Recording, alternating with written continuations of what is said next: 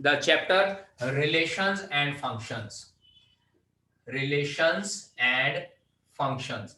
हम लोगों ने प्लस वन क्लास में जो चैप्टर रिलेशंस एंड फंक्शंस पढ़ा था उसी की फर्दर हमारे पास एक्सटेंशन है रिलेशंस एंड फंक्शन। डिफरेंट इसमें टॉपिक इन्वॉल्व है। First one is types of relation, types of relation. Second one हमारे पास आ जाता है one one and onto function, ये इसका दूसरा टॉपिक है इस चैप्टर का। एंड थर्ड टॉपिक इस चैप्टर में हमारे पास आ जाता है composite function, composite functions. And fourth topic and the last topic of this chapter is inverse of function, inverse of a function. बहुत इंपॉर्टेंट टॉपिक है। एक कंपोजिट फंक्शन, एक इनवर्स फंक्शन जो है हमारे पास इसलिए इंपॉर्टेंट होता है क्योंकि इसमें से 3 मार्क्स का या 5 मार्क्स का क्वेश्चन आ जाता है, या कई बार हमारे पास जो है टाइप्स ऑफ रिलेशंस में से भी 5 मार्क्स का क्वेश्चन आ जाता है। सो सबसे पहले हमारे पास आ जाता है, बात करते हैं हम लोग टाइप्स ऑफ रिलेशन की। अब टाइप्स ऑफ रिलेशन की बात करने से पहले थोड़ा सा प्लस वन क्लास का रिकैप्चुलेट कर लेते हैं। प्लस वन क्लास में हम लोगों ने पढ़ा था सेट। सेट क्या होता है? Any collection of well defined objects या well defined elements.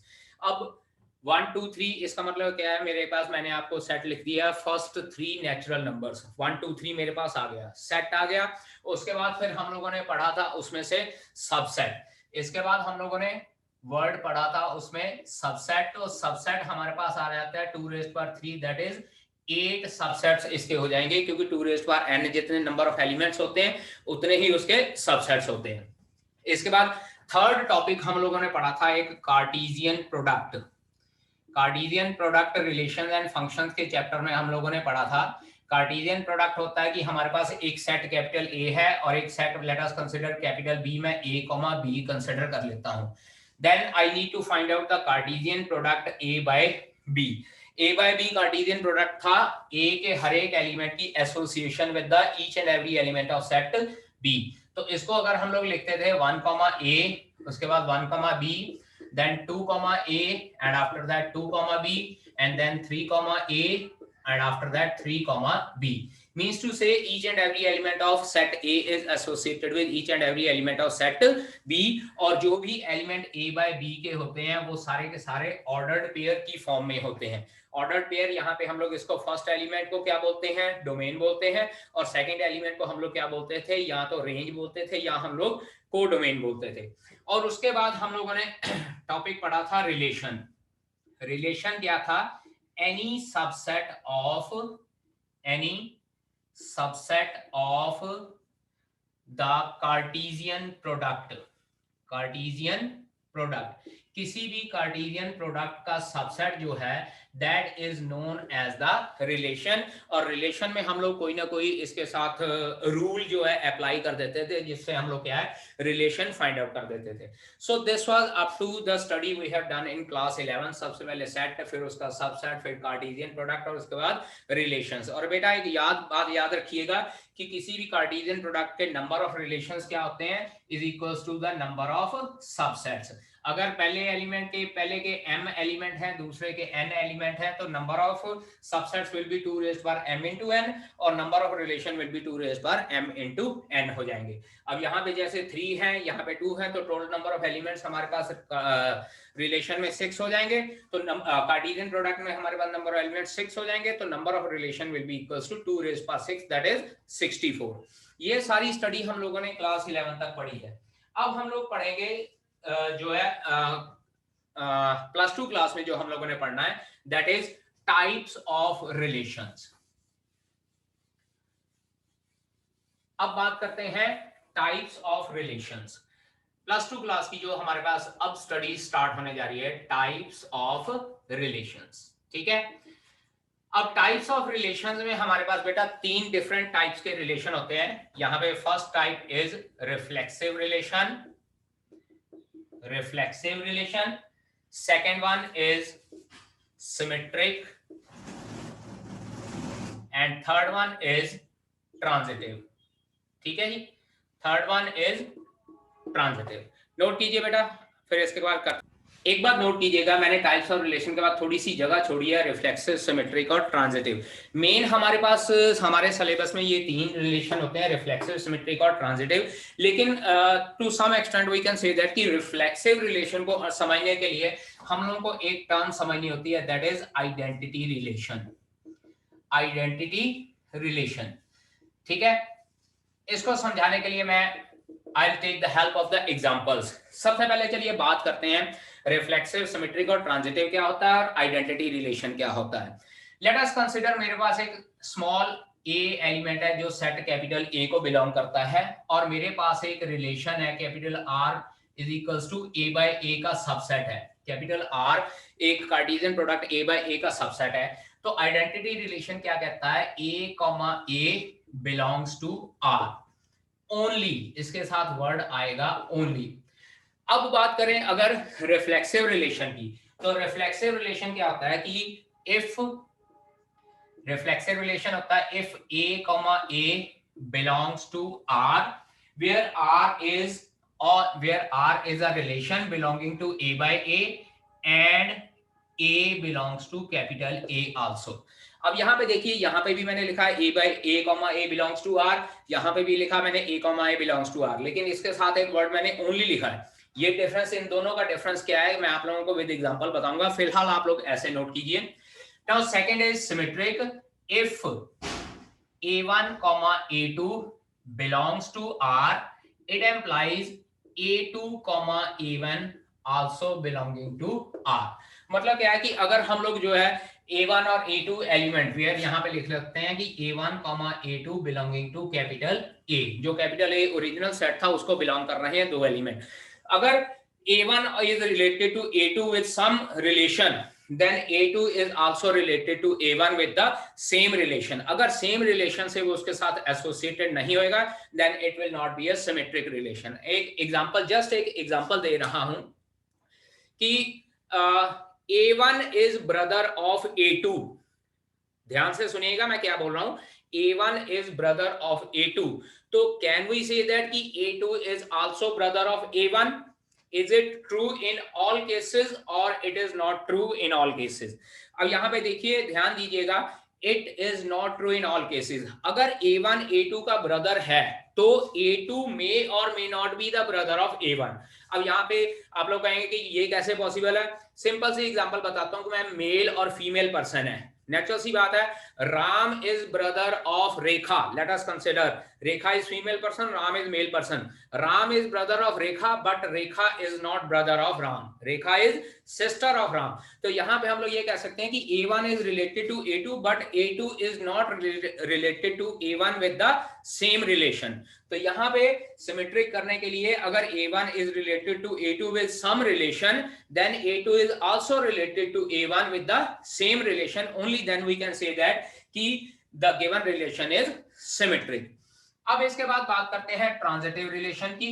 Transitive relation में हम लोग ये कह सकते हैं if a1 a2 is related to r, इसके बाद लिखेंगे a2 a3 is related to r, then a1 is related to a3 with the same relation to r। Here a1 a2 and a3 all belonging to the capital set A, means to say a1 is related to a2 with some relation and a2 is related to a3 with the same relation।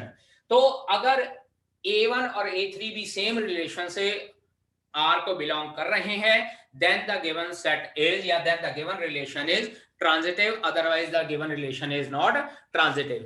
Same case, फिर से वही बात बता रहा हूं, a1 is brother of a2, a2 is brother of a3, तो क्या can I say that a1 is brother of a3?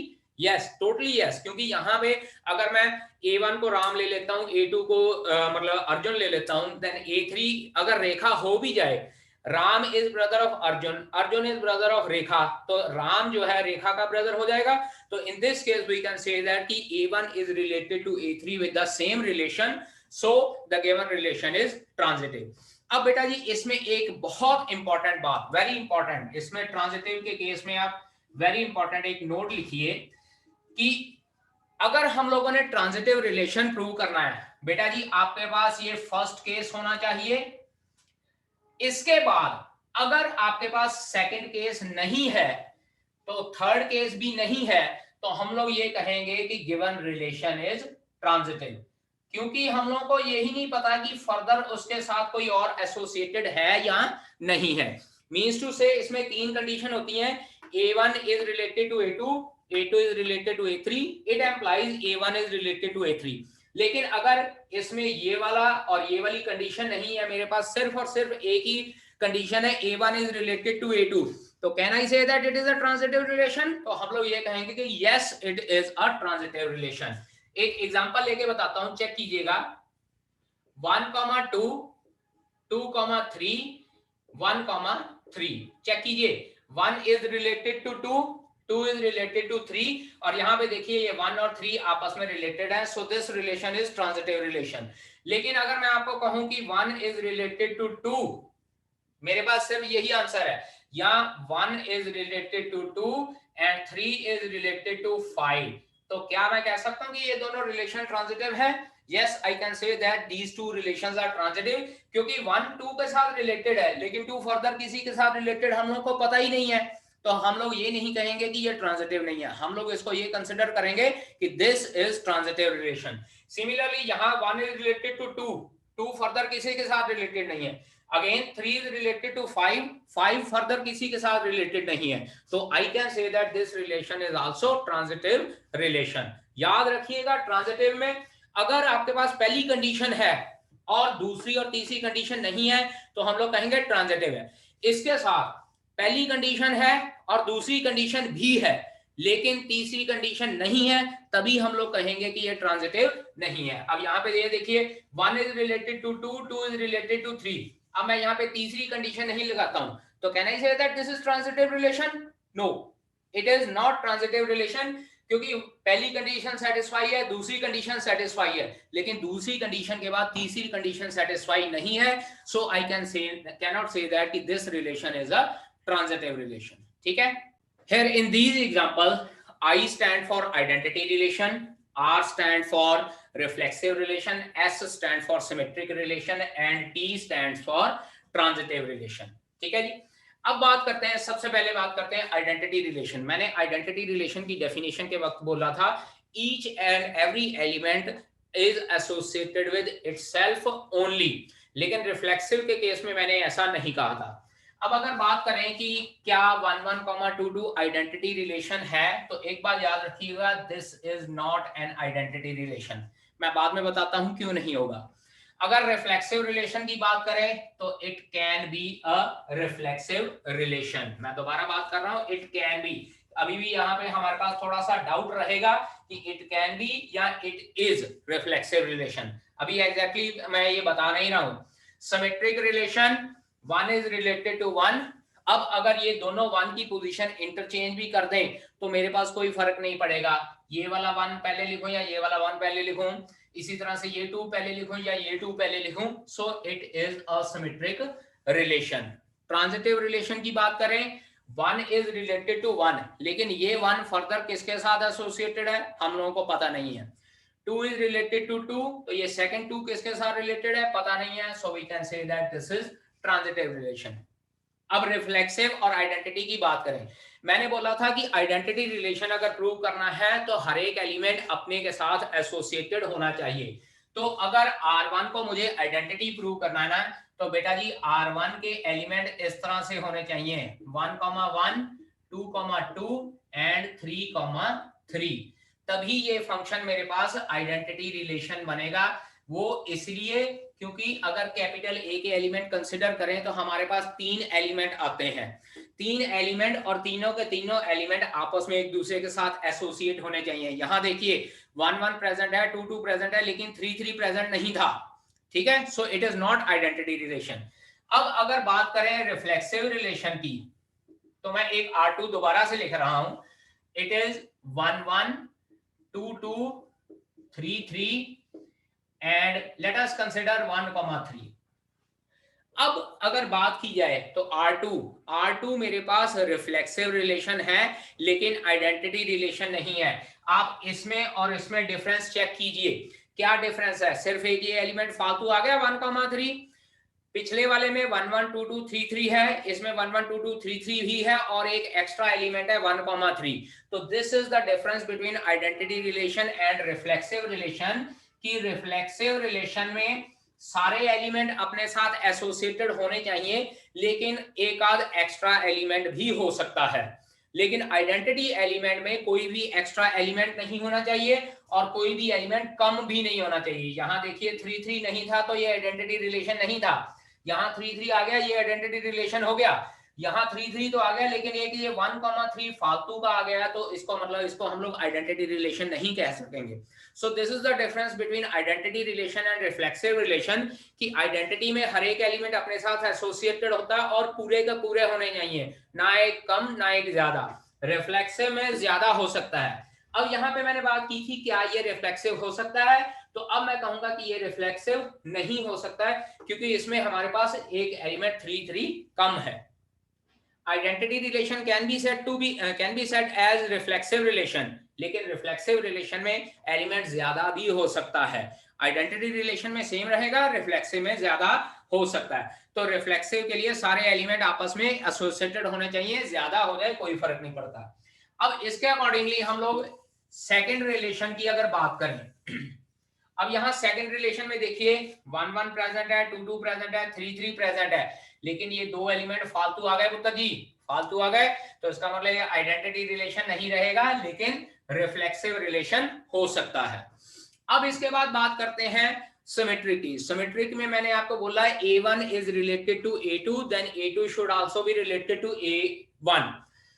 ये 1 और 1 आपस में पोजीशन इंटरचेंज कर सकते हैं, सेटिस्फाइड है। 2 और 2 पोजीशन इंटरचेंज कर सकते हैं, सेटिस्फाइड है। 3 और 3 पोजीशन इंटरचेंज कर सकते हैं, सेटिस्फाइड है। अब बात करते हैं 1,3 की। अगर मेरे पास 1,3 प्रेजेंट है तो रिफ्लेक्सिव सिमेट्रिक बनाने के लिए मेरे पास 3,1 भी होना चाहिए। सिमिलरली 2,1 है तो इसको सिमेट्रिक बनाने के लिए 1,2 भी होना चाहिए। तो यहाँ पे तो सिर्फ 1,3 है, 3,1 प्रेजेंट ही नहीं है। So I can not say that this is symmetric relation. ये सिमेट्रिक रिलेशन नहीं है। अगले की बात करें, लेट अस कंसीडर यहाँ 1,3 है और यहाँ इसके साथ मैं 3,1 भी लिख देता हूं। अब की बात, अब R3 में चेक कीजिए 1 1 2 2 3 3 सारे प्रेजेंट हैं, रिफ्लेक्सिव है, आइडेंटिटी नहीं है क्योंकि फालतू आ गया, फालतू नंबर आ गए। सिमेट्रिक की बात करें 1 is related to 3 and 3 is related to 1, तो इसका मतलब ये सिमेट्रिक भी हो गया मेरे पास। सिमेट्रिक में ये होता है कि अगर आपके पास A1 is associated with A2 तो A2 is associated with A1 होना चाहिए। ठीक है, अब बात करते हैं ट्रांजिटिव की। चेक कीजिए A is related to B, B is related to C, तो चेक करो ये 1 और ये 1 एसोसिएटेड है हमारे पास, तो इसका मतलब ट्रांजिटिव की कंडीशन भी यहां सेटिस्फाई हो रही है कि 1 is related to second number is related to third number, then first or third number is also present here, so this relation is transitive also। ध्यान दीजिएगा, अगर ट्रांजिटिव है, पहला एलिमेंट और दूसरा प्रेजेंट है, तो इसका मतलब तीसरा भी प्रेजेंट होना चाहिए, और ये यहाँ पे तीसरा प्रेजेंट है। अब बात करते हैं चौथे रिलेशन में। देखिए ना तो ये आइडेंटिटी है ना ये रिफ्लेक्सिव है, क्योंकि 1 1 2 2 3 3 नहीं प्रेजेंट है। सिमेट्रिक की बात करें तो सिमेट्रिक भी नहीं है, क्यों? क्योंकि 1,2 प्रेजेंट है लेकिन 2,1 प्रेजेंट नहीं है। 3,4 प्रेजेंट है लेकिन 4,3 प्रेजेंट नहीं है। अब बात करें अगर ट्रांजिटिव की, 1 इज एसोसिएटेड विद 2, पहला एलिमेंट सेटिस्फाई हो गया, क्या इसके साथ कोई दूसरा प्रेजेंट है? दूसरा कोई भी प्रेजेंट नहीं है, तो आई कैन से दैट कि ये ट्रांजिटिव है मेरे पास। सिमिलरली 3 इज एसोसिएटेड विद 4, लेकिन उसका फर्दर कोई इसके साथ एसोसिएटेड नहीं है, तो आई can say that this relation is transitive relation also. ठीक है, नाउ नेक्स्ट हमारे पास टाइप आ जाती है equivalence relation. Equivalence relation 3 marks का क्वेश्चन या 5 मार्क्स का क्वेश्चन बेटा जी इस टॉपिक में से आता है, इस चैप्टर में से।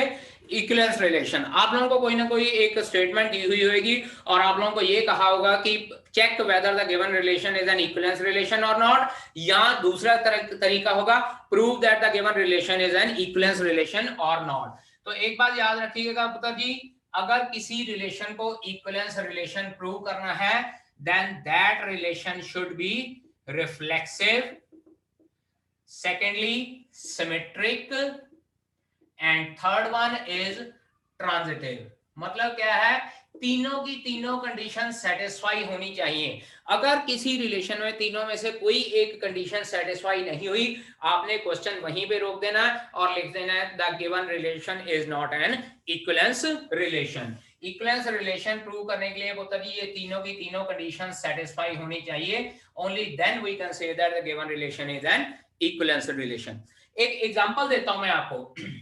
Let us consider capital R is set of L1, L2, L1, L2, where L1 is parallel to L2. L1 और L2 स्ट्रेट लाइंस का सेट है एक, और उसमें हम लोगों को रिलेशन कहा गया कि L1 is parallel to L2। मैं कहता हूं check whether the given relation is an equivalence relation or not, या मैं कहता हूं prove that the given relation is an equivalence relation or not। ठीक है, अब अगर चेक करना है तो रिफ्लेक्सिव। रिफ्लेक्सिव बेटा मैंने बोला एक एलिमेंट अपने साथ एसोसिएटेड होना चाहिए। सिमेट्रिक में अगर एक एलिमेंट दूसरे के साथ एसोसिएटेड है तो दूसरा पहले के साथ सेम रिलेशन से एसोसिएट होना चाहिए। अब चेक कीजिए, सबसे पहले चेक करें रिफ्लेक्सिव। रिफ्लेक्सिव हम लोग कहेंगे यस, क्यों? क्योंकि अगर बात करें L1 is parallel to L1, एक लाइन अपने ही पैरेलल जरूर होती है, तो इसका मतलब ये रिफ्लेक्सिव है। अब बात करें अगर सेकेंडली सिमेट्रिक की, सिमेट्रिक इसको भी हम लोग कहेंगे yes. Why? Because L1 is parallel to L2, it implies L2 is also parallel to L1। अगर एक लाइन दूसरी लाइन के पैरेलल है तो दूसरी लाइन भी पहली लाइन के पैरेलल होगी, तो इसका मतलब ये सिमेट्रिक भी है। और रिफ्लेक्सिव की बात करें, late us consider this is L1, this is L2 and this is L3। ये तीन लाइनें हैं हमारे पास। चेक कीजिए, L1 is parallel to L2 and L2 is parallel to L3, तो ज्योमेट्रिकली हम लोगों ने पढ़ा है कि L1 is also parallel to L3, तो इसका मतलब क्या है कि ये रिलेशन ट्रांजिटिव भी हो गया। तो चेक कीजिए, रिफ्लेक्सिव भी है, सिमेट्रिक भी है और ट्रांजिटिव भी है, so we can say that given relation is an equivalence relation. तो ये हमारा 3 मार्क्स का या 5 मार्क्स का क्वेश्चन होता है। अब इसी केस में अगर मैं यहाँ पे बेटा ये देखिए L1 परपेंडिकुलर टू L2 लिख देता हूं, L1 is perpendicular to L2, और अब आप लोगों को कहता हूं कि check whether the given relation is equivalence relation और नॉट। तो मैंने आपको बोला है कि अगर किसी एक स्टेप पे ये नॉट पॉसिबल हो जाए तो वहीं पे भी हम लोग क्वेश्चन रोक सकते हैं। अब बात करें अगर रिफ्लेक्सिव की, रिफ्लेक्सिव, तो मुझे एक बात बताइए, क्या L1 is perpendicular to L1? क्या एक लाइन अपने ही परपेंडिकुलर हो जाएगी? चेक कीजिए, late us consider this is a straight line, क्या ये अपने परपेंडिकुलर है? It is not perpendicular, the given relation is not reflexive, not possible. यहां पे लिखेंगे not possible, given relation is not reflexive, hence the given relation is not an equivalence relation। यहीं पे question रोक सकते हैं। लेकिन इसके बाद अगर हम लोगों को कहा जाए check whether the given relation is reflexive, symmetric and transitive, तो इसका मतलब हमें तीनों के तीनों चेक करने पड़ेंगे। ठीक है, अब मैंने कहा लेट अस सपोज, मैं कहता हूं check whether this relation is reflexive, symmetric और transitive, तो हम लोग कहेंगे रिफ्लेक्सिव नहीं है। सिमेट्रिक की बात करें, यहां this is line L1 and let us consider this is line L2। ये नीचे की तरफ मैं line L2 डिफाइन कर रहा हूं। line L1 is perpendicular to L2, तो similarly L2 is perpendicular to L1, L1 is perpendicular to L2 and L2 is perpendicular to L1, so we can say that the given relation is symmetric relation। Transitive की बात करें, let us consider this is L1, this is L2 and this is again L3। L1 is perpendicular to L2, L2 is perpendicular to L3, तो बताइए L1 और L3 आपस में perpendicular हैं कि पैरेलल हैं? तो these are parallel line, मतलब परपेंडिकुलर नहीं है। तो इस तरह से हम लोगों को अपनी थिंकिंग बेटा जी इंक्रीज करनी पड़ेगी। थिंकिंग को इंक्रीज करेंगे तो ये क्वेश्चन इजीली हमारे पास प्रूव हो जाते हैं। दो तरह से क्वेश्चन आता है, check whether it is an equivalence relation और नॉट, या check whether this relation is reflexive, symmetric and transitive. अगर इक्विवेलेंस चेक करने को कहा है, तीनों पॉसिबिलिटी होनी चाहिए तभी बात बनेगी। तीनों में से एक भी पॉसिबिलिटी रिमूव हो गई तो इक्विवेलेंस रिलेशन नहीं है। और अगर तीनों को सेपरेटली चेक करने को कहा है तो बेटा जी हम लोगों को सेपरेटली चेक करना पड़ेगा। ठीक है बेटा जी।